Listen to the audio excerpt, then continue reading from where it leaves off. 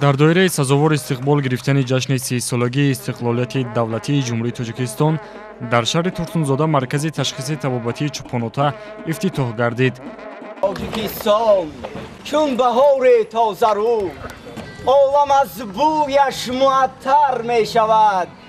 аз нигоҳи ҳусни оламгири ӯ бемуҳобо коми дил тар мешавад. дар дифои марзу буми солими ҷомеа истодан. хуш омадед ба маркази табобатӣ ва ташхисӣ. зимни кушодашавии ин марказ вазири тандурустӣ ва ҳифзи иҷтимоии аҳолии ҷумҳурии Тоҷикистон Насим Олимзода, намояндаи ҳукумати кишвар дар шаҳри Турсунзода Маҳмадалӣ Ватанзода, раиси шаҳр Вализода Абдуқодир Исуф ва роҳбарони мақомотҳои қудратӣ ширкат намуданд. меҳмонон ва масъулини соҳаи тандурустӣ дар ин миён бо шароит ва ҳуҷраҳои табобатии маркази ташхиси табобатии чӯпонота аз наздик ошноӣ пайдо намуданд. маркази мазкур бо ташаббуси табибони бо таҷриба Чӯпонов Зариф ва Чӯпонов Фарҳод мавриди баҳрабардорӣ қарор гирифт ва дорои 7 ҳуҷра ва 10 кат мебошад.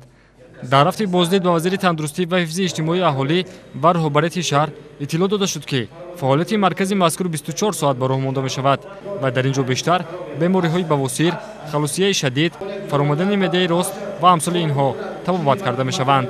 бояд қайд намуд, ки дар рӯзи аввали фаъолият беш аз 30 нафар кӯдакон аз оилаҳои ниёзманд ба таври ройгон хатна карда шуданд.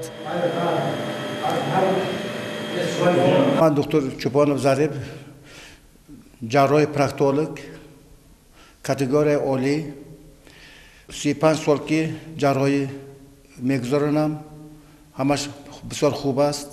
баъд охири вақтҳо ният кардам, ки як беморхона бисозам. ҳукумати шаҳри Турсунзода муроҷиат кардам. ҳукумати шаҳри Турсунзода дастгирӣ кард. дар давоми 2 сол ин беморхонаро фундамент сар карда то охири то таҷҳизотҳо анҷом расондем. вазири тандурустӣ ва ҳифзи иҷтимоии аҳолии ҷумҳурии Тоҷикистон баъд аз боздид намудан аз шароити марказ ба табибон дар самти табобат ва пешгирии бемориҳо, ҳамчунин барои беҳтар намудани сатҳи хизматрасонӣ ба сокинон дастуру супоришҳои мушаххас доданд. дар рӯзи дуввуми фаъолият аллакай як қатор беморон аз минтақаҳои мухталифи мамлакат ва хусусан шаҳри Турсунзода ба ин марказ муроҷиат карданд, ки бештари онҳо ҷарроҳӣ гардида ба табобати саривақтӣ фаро гирифта шуданд. раҳмат ҳамин духтурои ҳаминҷа ба мана мо табобат карсудем, ма нояи шаҳртуз омадем, фаҳмидем ки ҳаминҷа ба хел беморхона будааст. мана омадем ҳаминҷа ба лечение карсудем худумона. ҳарзавор раҳмат ҳамин духтурои ҳаминҷа ба ҳама тоза озода балниса мана беморхонаи хушуд.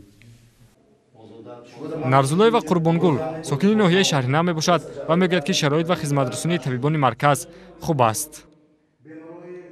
ба доктор Чӯпонов муроҷиат кардам. ин кас ман оператсия кардам. оператсия нағз гузашт. шароитош нағз ман ба маъқул шуд шароитош. воқеан пешрафти соҳаи тандурустӣ дар кишвар ҳамарӯза зери таваҷҷӯҳи бевоситаи сарвари давлат муҳтарам Эмомалӣ Раҳмон қарор дорад.